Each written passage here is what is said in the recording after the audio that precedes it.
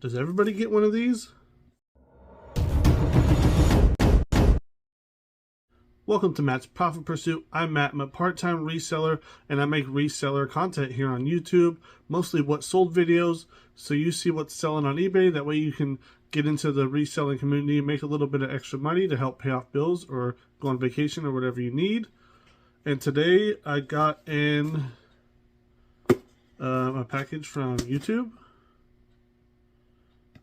I just hit 1,000 subs, and I don't know. Let's check this out. This is crazy. Like that. I shouldn't get anything for 1,000 subs, right?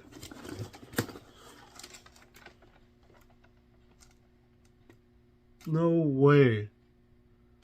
Do they do this for everybody? That's crazy.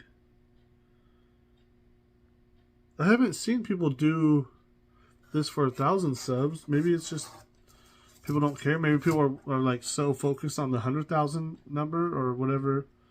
Is it 100,000 play button? I don't know, but does everyone get one of these for 1,000? This is crazy. I don't know if everyone does. Maybe this is something special, something new. Presented to Matt's Profit Pursuit for passing 1,000 subs.